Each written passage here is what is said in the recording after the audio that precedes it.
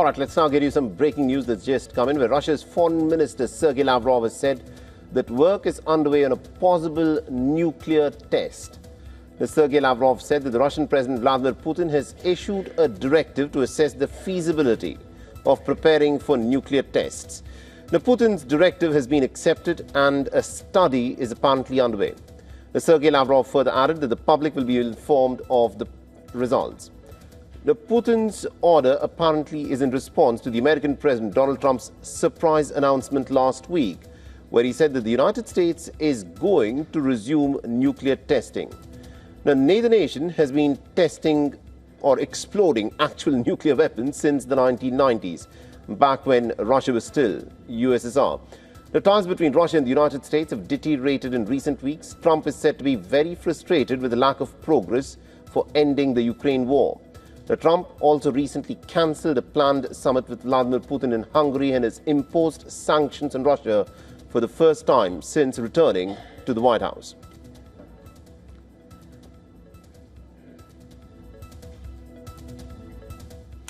All right, now joining us on the broadcast from Sterling in Virginia, we've got a retired Lieutenant Colonel Daniel Davis, who's a military expert and also an expert on military affairs, who hosts the Daniel Davis Deep Dive on YouTube.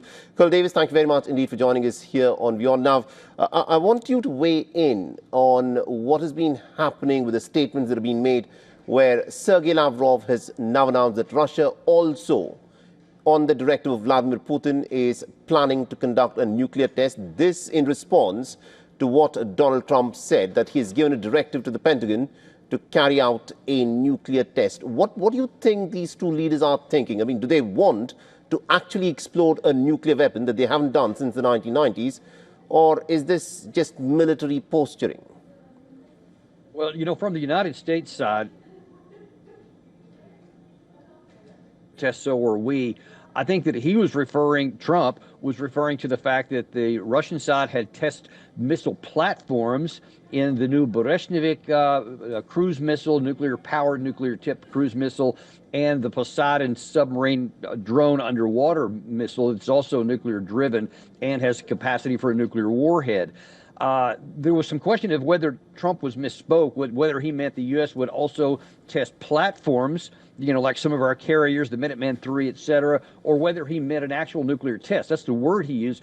When given the opportunity to clarify that, Trump didn't clarify it. He just said something like, we'll see. In the aftermath of that, you had then the Russian side with Putin himself saying that if the United States does a nuclear test, an explosion, whether above ground or underground, then Russia would too. And then he directed his Minister of Defense, Belousov, to say, let's prepare the testing facility. And now apparently today we have Lavrov making good on that.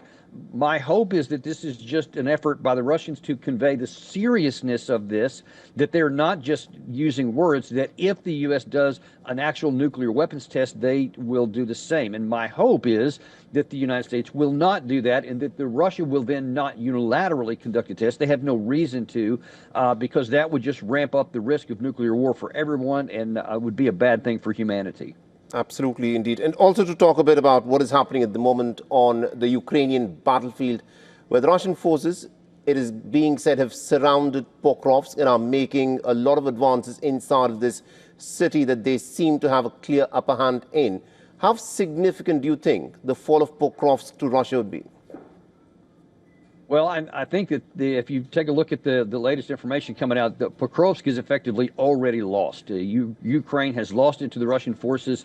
I think by the actual number, it's like 95% the Russian has it, but it's basically just a couple of portions of the outskirts of the city. But now then Mirnograd, the sister city there, is completely surrounded. There's a large force belt where the Ukraine side has lots of troops.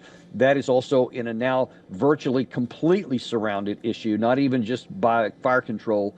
And Ukraine probably has already lost the opportunity to withdraw those troops. They should have already done it while the mouth of this cauldron was still open. Now then it's effectively closed.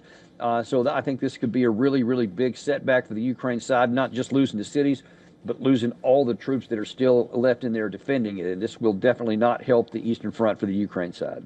All right, we'll have to leave it there. Thank you very much indeed, Colonel Davis, for joining us with that perspective there. Thank you.